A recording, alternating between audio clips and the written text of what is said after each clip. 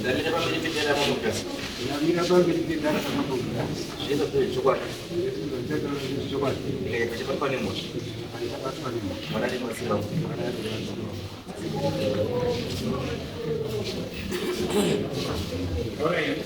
Pamusoro ipo mambo wangu nemakurukota enzi.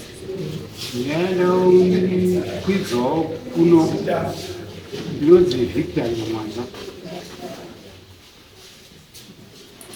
Nyaya yangu mukatarisa imisanganisira vakazovhika Mwanza family versus Garai. Saka ndiri family yakadatungamirira iri mumashure mangu ndauya nechikwata changu mumba medu irimo 12 vakomana 6 vasikana 6. Saka vasikana ndivo vakanyanya kunditsigira. Vakomana vanoti Garai koti inini koita Jobho Mirapo isuperi tiripo pana Steni hapo Simba hapo na Robi.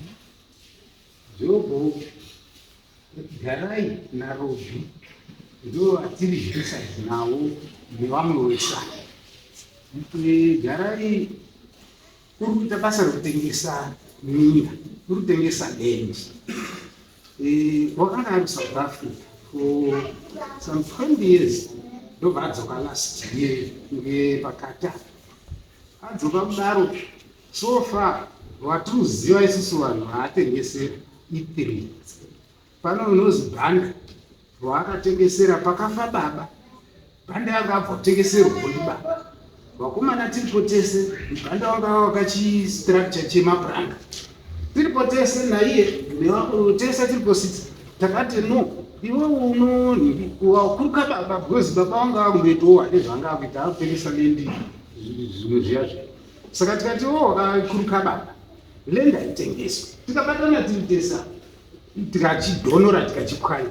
Munhu iye akatozongakundifonera ini ndakanondomutyisidzirawo ndikatendawo mangaripo unoda lendi haitengeswi. But nhasi unoyu Garai watengesera Bhanda ndakataura naye wanga autograde road autochera pekuwaka toilet nefoundation chichi. Ndikataura naye Bhanda so far wakanzwisisa. Pane unodzisimanga Garai une nzvimbo yaakasomboti baba vachipo.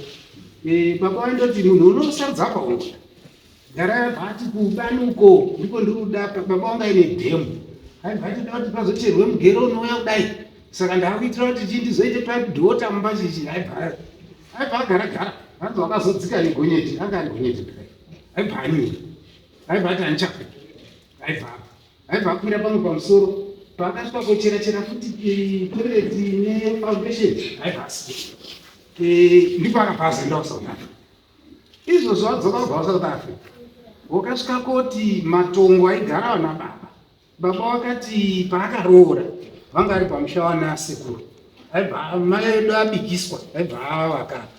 But later baba wakazobira mhiri kwerodi aibva aenda kochiita lendi yatakuchinetsana iyi. Wakaenda kokekera lendi yake hombe. Saka uyu adzoka izvizvi baba wastructure yakasiya ngere yamai ndo makasvika kopinda. Vanga asina pekusvikira semunhu anga asina kunge awaka. Uruti ngepake uko kubani kwaaritengesera vana Bhanda nanasimango izvozvi pane mukadzi unozi Mai Tadiwa wakatengesera munhu watovaka mansion and takamufonera Mai Tadiwa wayo vese vasikana vakamufonera Mai Tadiwa this land is in dispute. Iwo usadi wakatodyirwa mari mira. Mai Tadiwa akati ndazvizwa but uyu nhasi nditotaura naye manje akati wezi takazonzi Mai Tadiwa uritoita karikiriki kuwaka wakaziwo waka kuitira kuti chii avava kana dai nyaya ikazoenda kwamambo ndikarusa iwo hapana zvaunozoitwa. Saka taane dambudziko raMai Tadiwa yeyo kuti tichamudini. Endi Mai Tadiwa wacho paakapiwa ndepekuti mwana wangu inini mukomana ini ndina vakadzi vairi mukadzi mukuru petaida kumuakira takanga tondevhura foundation chichizve then takazovaka kutaura saka zvokumushana wada kuzonyanya ndopatakati mwana mukomana chidini chichiwaka pamai wako inini ndine umwe mukadzi ndakawaka pasaidi maitadiwa pari kuwaka mwana wangu kiche yakatarisawo maitadiwa ndopaakazivawo chiwaka izvototi kicheni iri toita kunge main house ndo yechi ine kicheni saka uyu uri kuti ngepano handisi kutengesa ndiri kundopowo hangu hama dzangu maitadiwa wakandibatsira ndiri South Africa saka ezvizvi ndatomupa iwo uri kupa ko vana vambokwana here tambokwana here isusu vacho ende uri kuti bani iri ngerangu wakaramba iwo kubani uko uchiti kunonyudza handichadi ukasiya foundation ine netoilet uikwira uicherachera wasiya apo paenda kopinda kuti mumatongwana baba uri kuti ngepa izvozvi tine nyaya yambuya wadurache watisungisa futi nyaya iri Garai Stella but iko zvino izvi Garai wakusungiswa ndimbuya asi pekutanga nyaya iyi mbuya wakarusingisa Stella na Steni ari kuwirirana na Garai nhasi chitushavyo mapandukirana mbuya wakusungisa iyo ichapindawo hayo but yandadapindira ini ndeyekuti mukoma wadi uri kutengesa lendi saka tikushaya kuti todini vanhu vake izvozvi sabhuku remuchena wakatambira mari ye1-2 wakawagarai simango naganga ndichiti ndikafondera sabhuku ndii sabhuku imini muri kutora tambira mari yemusumo kubva unagara Garai rine lendi here yokuti munoti zvikazi sabhuku wakandipindura vamwe mashoko ekuti kaza baba wanyandini ndizvaindoita baba wadu ndizvaindoita but wapapari pake ko uyu zvemakutambira and plus iye une nyaya yekuziva hapeno nyaya dzakaita achangoti svikei aibva azi ndiishe muchena peno wakadaidzwa kunzi uya kudari kwangu kazi wakataura kuti handina sabhuku kana ishe mberi kwangu ndopendakati kuna sabhuku ime uri kutambira mari yemunhu wakati handina sabhuku kana ishe mberi chirudzi kaza nditori nonyaya naye Garai wacho ndichada kuti mudaidza kudai asi mari matambira saka ndipo akazoti zvikazi zvendazwa kuti muri kukakawadzana akachauya futi handichadii handichatambira but tuzwa kuti maitadiwa wako wakapa handichazoti sabhuku wakatambira futi here kana kuti wakandoita madhiri avo saka ndiyo nyaya yandapindawo nayo. Garai.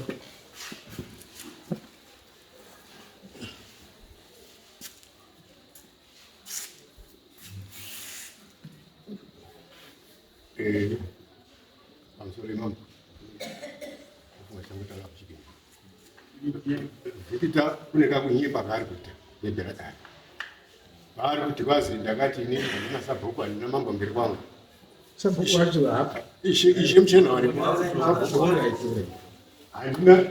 ndingashora dare ndiri munyika ya ndo kunyimba kwaatanga kuita kwechipiri ari kwazviri kutengesa lendi handizivi kuti waakaona ndichitengesera lendi wacho ndiani baba wedu sekutara kwaita tiri 12 6 boys 6 girls kune magoronga kubva kwetinokuzizi tichikwira kumusoro kune dzimba hamisi makonde akarimwa masango saka baba wakati munhu wega wega pake pako akagara ipako pavhiki otherwise dispute yaauzoimvuvha ake wasikana nevamwe ndeyake iye neni dispute iripo ndeyavo ndisuma neighbors saka goronga rangu perinokwira iye haazivi goronga rake iri rangu perinokwira napo ndoperinongokwira napo straight kusvika pendakasiya kuzasi kwenandataka kuenda ndichitsvaga mvura baba vangu vachipo ndikati angu handichadi kugara pao asi goronga rangu ndingapipa pandakusiya vandakwira ndichikumusoro negoronga rangu iroro ringoripo vandandocheresa foundation vandandocheresa toilet yangu vandandokaisa zvidhina zvina zvacho ndiye akatozvitora kuti akwakisa mabaisi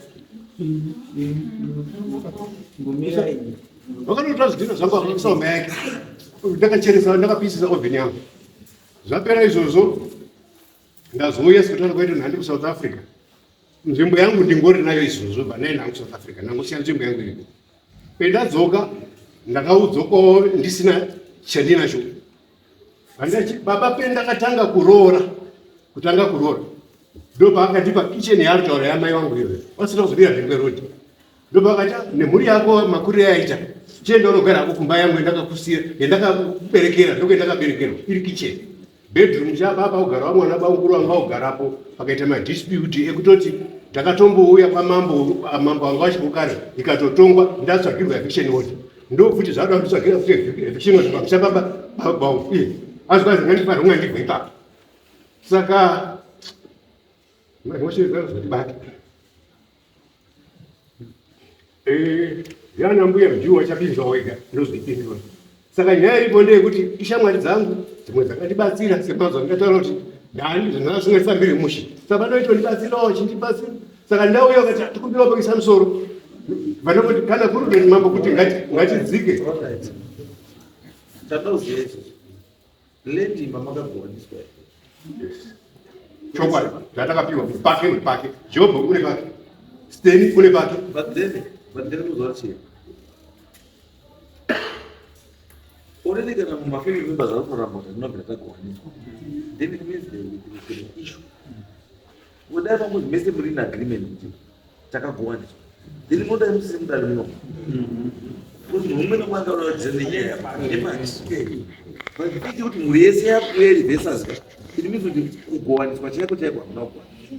Saka what it means is kuti kana musina kugowaniswa, it means kuti estate yababa. Saka whatever is supposed is done in estate yababa chinofana kunge chine agreement yemunhu wese. Vanhu uirana kuita sei haiti chinhu chemunhu wese. Ndo nyaya chingani ichipiri. So what we want to do now, kuestablish kuti sekutaura kwenyu wagarai munhu wese akapiwa pake here, then paground pacho pakambomira sei land yacho. We need to know that. Then we also need vanhu vakapinda ivavo kuti wauye panapa, because kana vanhu vavo makatonga wabhadharisa mari, it's an issue. Ndio masabhuku zvachikurapa land haidi. Yes. So vanhu ivavo kana vari vatatu kana vari 4 kana vari 5 kana chii tikuwada mudare muno tinzwe kuti wakauya sei baba.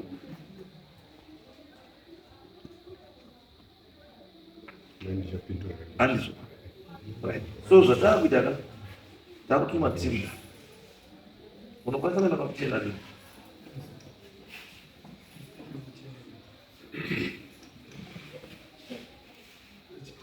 chitatu. Saka chitatu wakomwana wangu vari kuya inspection in local, waone maboundary emutaura nezvavo, waone zvidzimba vanhu vakapiwa mutaura nezvavo nenzvimbo dzavakapiwa kuti pakamira sei. Then we come back on Saturday to feedback. Then tobata pachii tobata pajudgment. And so I think mbuya racho vari right. Yenyu mbuya racho ndeye land food handisi ndeye land food na directed handisi chika yameka chika tatatu ziri tu kana uchiuya unofambira nyaya dzese pakamishika yenyu nagarai ndi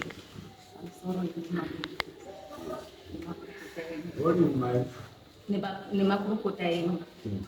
Inini nyaya yangu yakadai 2013 ndakapiwa munda ndigarai, kati mbuya tisirai munda mudai vaubva taita saizvozvo. Kataako kana mechida kuzongorima munodini henyu munoramba mechirima, vaubva ndazopokera kuti pasaite zvinonetsa. Ndadaro ndochizoti 2015 akubva paita munhu wakanga azi urikuda kutenga futi panzvimbo ipo papa, asi handi baba wacho anga arikuda kudini hake, anga arikuda kutengesa. Wachibva ndaenda kotaura kumadzisabhuku kuti nzvimbo iya yemwana uya yaakudini yaakutengeswa. Obva taenda kumadzisabhuku naishe muchena wakasoshaika, wabva yaatokwa, wabva zvaziva iwewe Stephen aufaniri kudaro, siya mbuya wanime munda. taenda zvadaro kubva tazoti 2023 ndozoona Steni naSteri wakuuya kwandiri kazi mbuya taakuda kutora apa. Ndikati ndoda kutora hapo ndozvataura Garai here. Hatina uzwisisana ba. Ndozvataura Garai here. Hatina uzwisisana. Ndati isusu taakudini taakufonera Garai kuti Garai ndiwati here Steni adini agare apa. Garai unoti handizvoba mbuya zvadini zvendinosiiwa iwo wakuuya ikoko uko kumastendi kwawo kwaita sei. Ngati inini handidini handizvizii. Wakabva watanga kuita violence neni isikaiti inorwadza. Wakatanga kuita zvakawanda. Garai akazotitumira inoziya afudhasiteri kuti zvizikanwe kuti ndiye wakandipa apa kuti ndirime. Obva taenda kupurisa wasabhuku pauchizoenda kwasabhuku kwacho kuti ndo zviri kuita wana wari kundishungurudza saka ndodini. Obva taenda kwasha tane afudhavhiya Ishe akatitonga zvaakatiitira, asi Ishe wakati endai kumapurisa kana wanaiwawo wakudini wakuita violence yakadaro. Saka takandotora matandiro ekwenda kumapurisa. Mapurisa akati endai nyaya yenyu ingaitoendepi ngekuti wana wapera kudestroya waya nekuzodini. Saka zvadaro Ishe wabva azotitonga zvikazi mbuya imimi hamufaniri kudini ba tazobva nematsamba tandozi wachimire zvavari kuita. Zvikazi imimi mbuya hamufaniri kurima paro ipo papo wenda ndatochera pfumbudza yangu isingaiti panzvimbo iyoyo. Iwo watatanura wakuuya nemotika mumakomba imomo kuisa bhodhi. Wanawo wakuisa bhodhi sei asi Ishe wakati musasasenzise nzvimbo iyo. Saka kusvikira Garai wacho azouya ndiye uya azouya kusvikira 25 uno Ishe haana kuzotiti chiuyai tienzanise nyaya yenyu iya. Hapana chetakazoita. Ototi imimi handidi kutaura nemi ndinoda kutaura naSteni naGarai. Saka tandaiva ndashaya kuziva kuti saka ndodini ndotaurirani. Hapana chena ndichamboziva kuti ndoita sei. Saka maona ndiri kuuya mama ndiyo kumira kwataita naye. No, it's okay. Nyaya yenyu panapa yoshandisira mbuya. Ndepekuti makapiwa naGarai papari pake here kana papari pemunhu. Pamakapiwa naGarai pakakupai papari pake here kana papari pemunhu. Panga pari mukoma wemurume wangu. Unoziva kuti mubatsirike. Tirikutaura nenyaya yekuti chinhu ichi kaiti estate iyi kaiti haisati yadeclariwa haisati yaita sei handiti. Saka Garai haana maruramiro ekutora part of that land achikupai handiti. Kana chinhu chiri paestate yani yababa handiti haisati yagoiwa pa handiti. Saka nayakataura kuti minzi Garai angasina maruramiro ekudii ekukupai ngokuti chinhu chechii chinhu chemhuri. Ini ndikaona kubatsirei kuti muone kuti munokwanisa kumbukwidzana nemunhu kwavo but akakupai zvisiri pamutemo. Kana akakupai zvisiri pamutemo then it means agreement yomakaita is now in void. Haiapply. tiri ipapo tine ijudgment iyi inokonsena piece of ive yekuti mbuya vachiri kuwirana naGarai vakaenda kukoti vachino Steni ini pano ndakamirira Steni haana kukwanisa baba vakatengesa land iyi vane tsanana Garai ari kunde pangu ndakapapuwa ndimbuya wewe baba vachibva vapatengesa Garai ndo paanonoti kwaari kuti kuya kwaakanyora negoneti munhu wakanga anhu Steni wakabva aenda kodzorera munhu uya mani akati aiwa hatisi kuda kuti munda utengesa. Garai akati munda ndowangu chienda wagarepi kubanuko kwanda ndakapuwa ndibaba inini kwaari kuti futi ngekwake munhu uya aibva adzorerwa mari haana kuzodzika kubanuko. Garai akati munda ngewangu.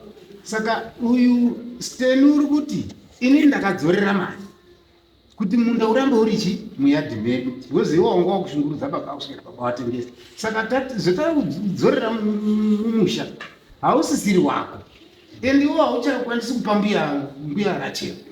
Saka nyaya iyi iri kwaishe muchena zvavari kutaura mbuya kuti vaenda kudare iri vakanzi dzoka ipi kwaishe.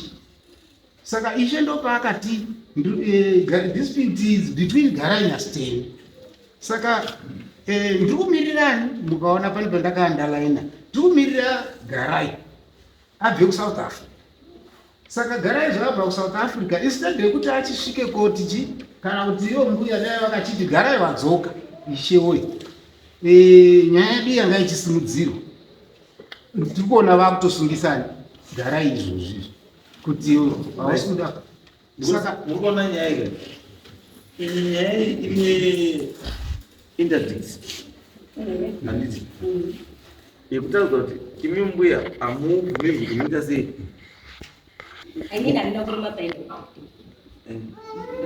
pane interdicts iripo kuti land iye hamubvumirwi kuita anything in development gore rino wakatorima ndozotaura interdicts. Saka kutoita kwamakaita handina kurima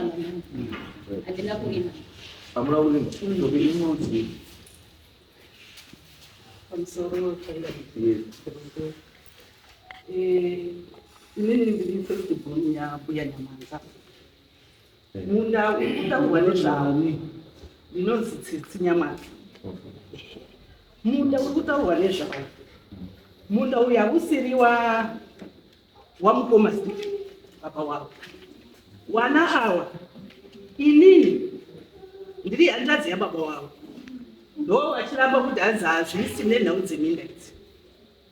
Regai nditsanangure ndichiti munda uyu ndo bambo mukuru Hirari Nyamwanza. Bambo mukuru Hirari nababa wangu inini mukoma nemunin'ina. Baba wavo avo ndingati nababa wangu inini mukoma wababa wangu kumadzibaba avo ndo mamiri akaita zvinhu. Isusu takatokura bambo mukuru achirima munda uyu ende bambo mukuru achirima munda uyu aiuya paumba pedu ndipe mvura bambo mukuru tapika tii wachiuya paumba pedu apa ende waitaura muromo wekuti wanangu ndikaswera ndisipo maiyo muri kuzwa here wana vanozofanirwa kurima munda uyu. The disadvantage yakaitika ndokuti inini baba wangu wakanonoka kuroora. Saka mukazvitarisa vanhu vakaita advantage iyoyo. Baba wangu wakanonoka kuroora ndikutesibhoni yavo asi nowa 1929 baba wangu wana vari kutozviziva kuti munda hausi wababa wavo, munda ndewa Hirari Nyamwanza. Baba wangu saHirari wakaita wana wairi wakashaika. wedu wakashaika. Saka baba wangu ilini angari munina wake endizvo ari kutaura hawo kuti munda ndewa baba wawo mambo wangu. Sabhuku wedu akanga ari sachida wanyika. Musi washaika sachida wanyika ndo musi wakabva wataurwa kuzi munda taakuda.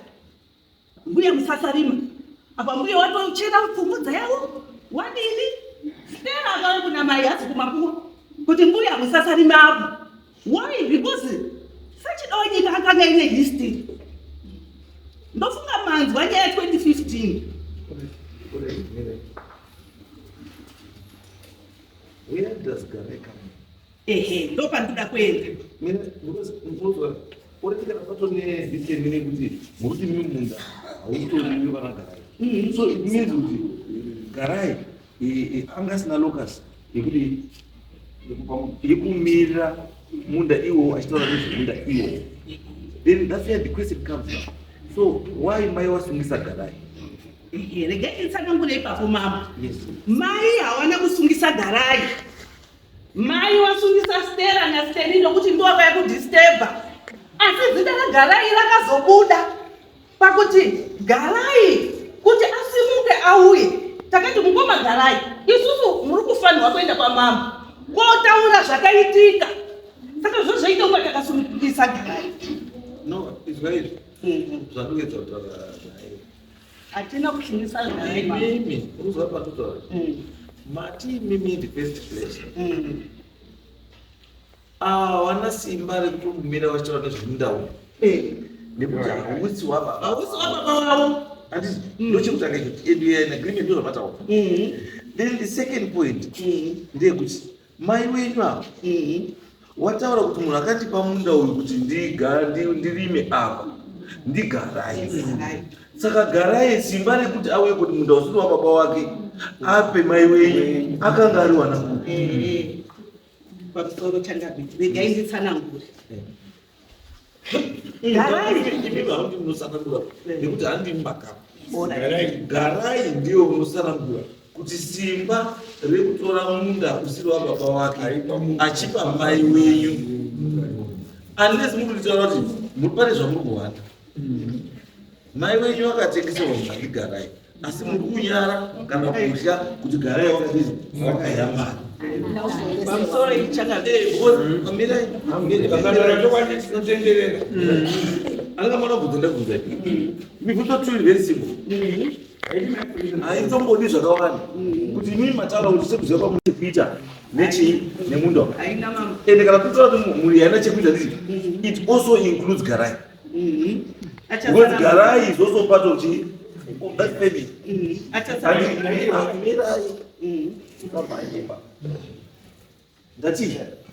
Ndati mati imini mhuri iyi haina chekuita nechii nemunda uyu nekuti hausi wani wababa wako. Ndikati mhuri iyi iri kuinkurudha kuti ani Garai. Handiti wani asi tobva tadzoka mai wenyu paataura mai ati munda uyu ndakaupiwa naGarai. Handiti tobva ndachibvunza kuti saka kana Garai anga asina maruramiro nesimba rekupa munda uyu, saka mai wenyu sei akaita zvaaiziva kuti zviri wrong? Garai kwapa kudzosera munda. Garai aine simba ripi rekudzosera munda? Anga ari kudzosera. Achidzosera kuna ani? Mai haana kudzosera. Okay. Angamuzwa, don't confuse the one. And kana kutenderedza brain dzevanhu. Muridzi wenyaya in this case is your mother. And you come in as witnesses. And saka let the muridzi wenyaya, the respondent, atitaure zvaanosiva nenyaya. Saka isusu according to her, she has said kuti munda ndakapiwa naGarai. Asi imi muri kutaura kuti munda hausi wababa waGarai. And Garai anga asina maruramiro ekupa chii. What does it mean indirectly? it means that everything that was done is now empty and void. Because zvakaitwa nevanhu vasina maruramiro ekuzviita. Then ndochibvunza kuti yes, then why are you here? If you know kuti imimi makatora munda musikafanira kupiwa, wamapiwa nemunhu asina maruramiro ekupa munda. Saka kunokoti mauya kodini because mese muri mbavha. Mese muri mbavha. Somehow you go to mawingi. You want me to know so that I legalize a criminal act. I know, yes, because from the way to go, it's illegal. So I'm not going to my way na garai. It's illegal. So I'm not going to sweat any decision to do it's illegal. Chamaka ita. Ndoda kushiti ndichi formalize it. Did you formalize it? How? How do you want me to formalize something, a criminal act? Okay, mambo ndisati ndagara pasi regai ndivandataura chimuchi nyaya yanetsa 2015 yatongwana masabhuku anga aripo naishanga aripo sabhuku uchida wanyika wakabuditsa mepu because vanhu vawairamba kuti anzi Sahirari haana munda saka mepu Sahirari atoripo azvichezi munda wake ndoubatsirei. Who is supposed to be the complainant in this case? Who is supposed to be the complainant in this case? Who has been prejudiced? Is it your mother? Cannot muri yaSahirari? Muri yaSahirari iripi? muri yaSahirari zvandatsanangura mirai tete. Wana waSahirari mati wakafa. Saka chakupai mimi simba chi. What do you have? What legal document do you have? Chakakupai kuti makuta take over minda yaSahirari. Alright, regai wambotaura. Hawatauri havasina nohira so. Ndiri kuda mwana waSahirari. Alright. Aripo here, like at the time. Mwana waSahirari uripo here. Mwana waSahirari inini? Buya. Ndati mwana waSahirari uripo here. Pakafa.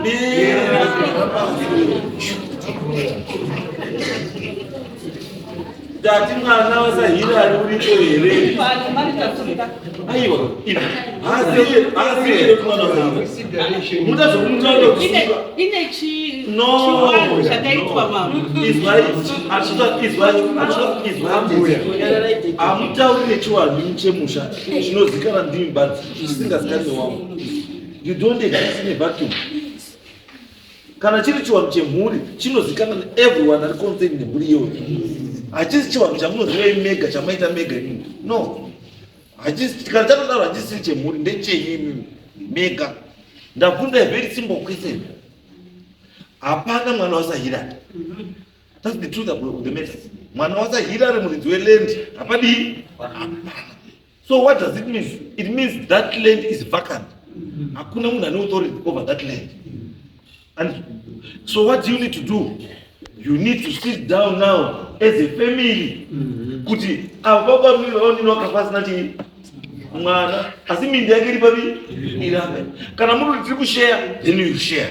Kana munhu kuti mawira na meso tiri kupa ningi mopani ningi zviri official and agreed by both parties. And because already your argument there kuti you are claiming what is not yours according to what you are saying. Ndimataura handisitaura zvakuda zvamusoromba ndimo nditaurira imi. Baba wakafa uyu munini wangu ndiye akatorwa akarumiswa zvinozi mushonga uya uyu marita muri izvaizvaite zvanokutaura munoona nyaya kwanotaura kuti pamusi kubvisa bhuiza pandinotiwedza kuti pabvanoedza kutaura ndati mai wakapiwa munda ndigarai. Garai wakanga arumiswa mushonga here. ayo ndotsadangure nyaya. The case before this court is between your mother and Garai. Muruzwa. Ndoka ndobvunza kuti Garai simba rekuzopa mai wenyu munda asina kurumiswa mushonga wakarionepi?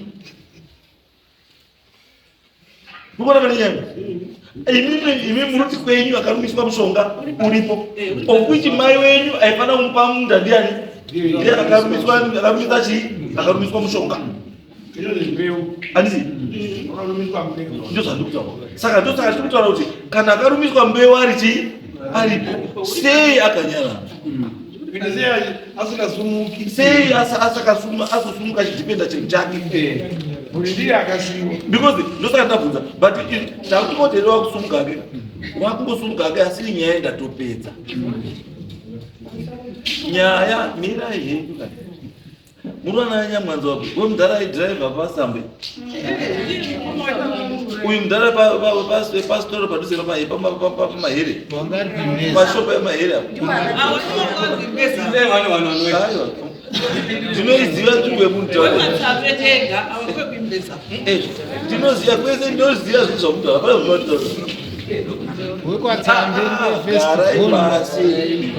garai pasi kana uyu mudhara mutaura chidawanyikavo chidawanyika muntu akandie sabhuku yeforofo yewaiti uyu ari padhuze pandakasikwa pablusto patsaraika aiwa ndiye kaunta aigara aidzikana padhuze peatadzi yapashika idzapo chibva patsambe padhasti iyi handi chakuenda kwana chimunda pana chimunda saka muntauro chi rodi yepatsambe yaishanda mbuya izvaitwa yekumugoro iyi inodzika kumatero kwaine kubudira kwaine matanga enguruve kwatsambe kwachikwa ushamba saka muntauro kana ndio rodi inodzikana paurongoro iyi tokuda nechekumusoro paigara mai mabambe pasera rodi iraba yacho ndio dhasti yaidzika iyo yobva yapfuura nepamukunda mashinga idzapo yobva yadzika yobva nepakasipo pana nevisina naiwe apa yobva yadzika totora karodi kanodzika kuenda kwachimunda tobva tadzika takutotemba munondita rodi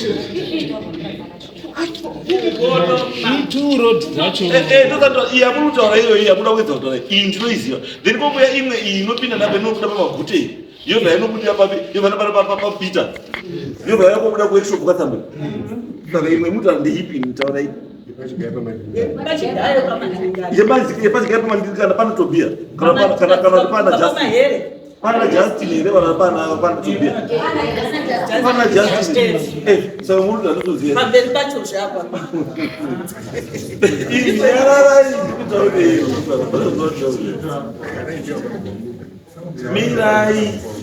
mirai kupati hapana zvekuda wanditaurira ndondinyepera izvo amunyepa hapana zvekuda wandinyepera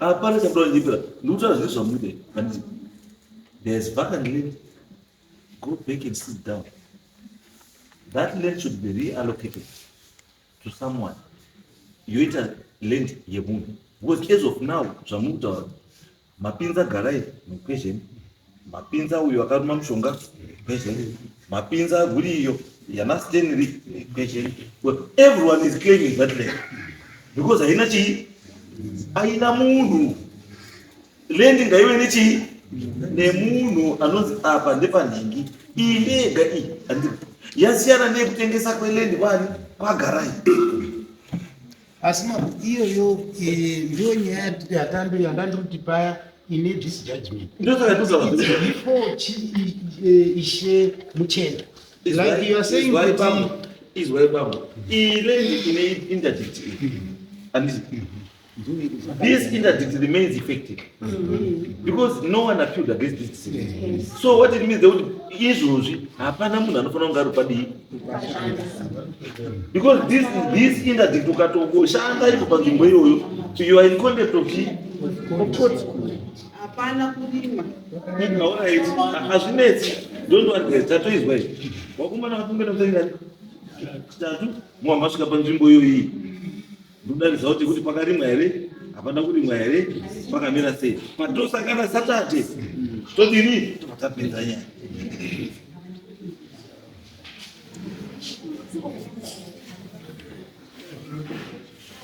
musasati dzoso mumashure ba sasa kitose mumashure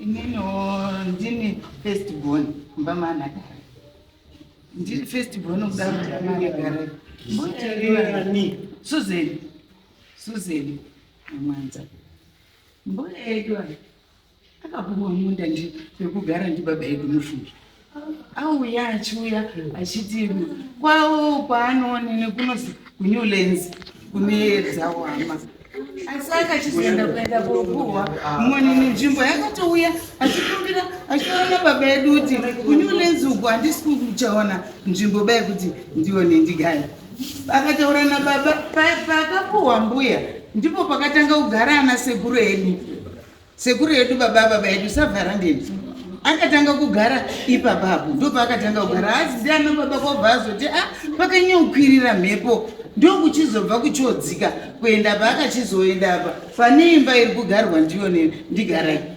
saka zvadaro zviya anga andova mafuro ekundoti mombe mai edu ozi manje paakatanga kuroorwa ndiye muroora wakagara pamusha mai edu ana baba mukuru aigara umwe Bulawayo umwe Harare umwe ari kupi ana mukomana baba ane maitaura kuti waidhiraivha patsambi akazotouya papaya saka zvadaro zvezviya munini mai edu anozi atanga kubikiswa muimba irugaragara mbuya akaenda kohati munini muchienda uende korima apapo kutira kuti hama dzako dzikauyawo unoonawo chekurongedzera kwabva apuhwa munda iwoyo uri kuzi ndiwo nini ndigare uye ndakapawo nini mbuya baba edu paakapa mbuya pane mamaki mutsurungunyi waakazi ndiwo pemunogumira apa ngekuti uyu munda uyu hauiti pangewo maSuzeni waakapuhwa ndimai vangu kuti anga achirima saka handikwanisi kuti ndimugoere bamunini nzvimbo iyoyi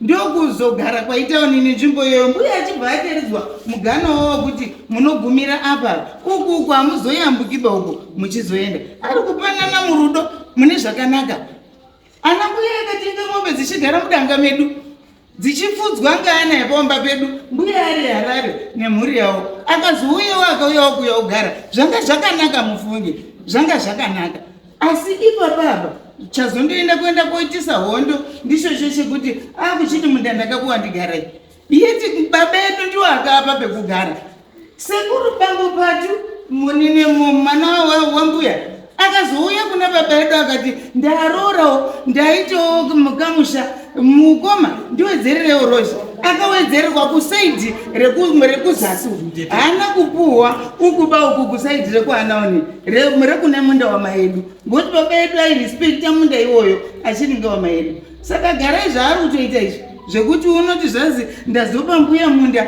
nekudini baba akazonga atengesa akati garai uri kundishatirisa mbuya haasi kutenda kuti ndakapa pekuti agare nhasi ane musha wekuti agare hapeno zvaakutorodhazi munda ngewasahirari munda ngewasavharandeni kana dai mukatuma anhu anoenda kwamuchena hapana usikazivi kuti inzvimbo yanga iri yasavharandeni mazvita zvafana right semuchena ndinoti kunge muri paWednesday nakapo then moita zvamoita ngatisaka nemufitinga Wednesday what time nguwai